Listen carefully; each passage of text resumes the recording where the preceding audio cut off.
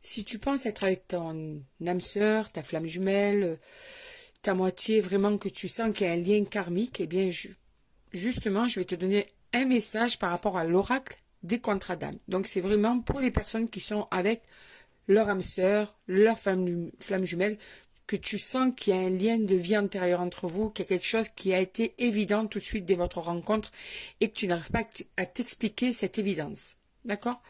Donc, pour ça, je vais te laisser choisir un tas de cartes. Je vais faire 3 tas de cartes, d'accord?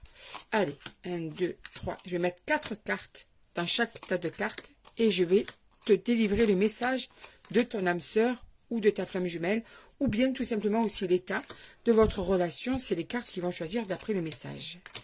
Voilà, donc, tu as le tas numéro 1, le tas numéro 2, le tas numéro 3. Si je le mettais droit, ce serait plus sympa. Voilà, donc tu peux mettre en commentaire, ou bien tu le gardes pour toi, le tas que tu as choisi, le tas 1, le tas 2, le tas 3. Et je vais te délivrer le message par rapport à ton âme sœur, ta flamme jumelle, quoi. Cette personne avec qui tu as un lien particulier qui s'explique par un lien karmique. Allez, choisis 1, 2 ou 3. Tu as choisi. Allez, maintenant je vais te délivrer le message des cartes pour toi par rapport à cette personne. Alors, si tu as choisi le tas numéro 1, on te parle que cette personne est obsédée par toi. Tu prends toutes ses pensées. Elle est tout le temps en train de se poser des questions sur toi, ça tourne en boucle dans sa tête, tu es tout le temps présent ou présente dans ses pensées, c'est quelque chose d'obsessionnel.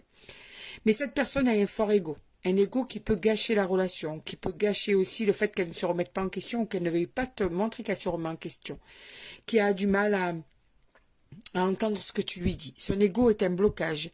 Pourtant, il y a une osmose entre vous qui est très forte. Voilà pourquoi tu obsèdes cette personne, parce qu'il y a quelque chose d'incontrôlable entre vous. C'est un tourbillon d'amour entre vous.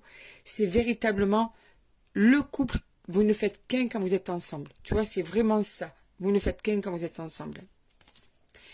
Mais cette personne, eh bien, elle met votre relation en danger. Elle est en train de vous amener au bord d'un précipice et elle est en train de saboter votre relation.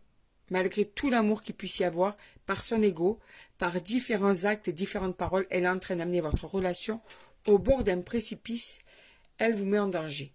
Si tu as choisi le tas 2, alors là, on est en train de parler d'une personne qui a cette envie de ressentir une certaine indépendance dans le couple, qui ne veut pas être bloqué entre 4 murs, qui ne veut pas se sentir guidé ou dominé. C'est une personne assez dure dans le relationnel.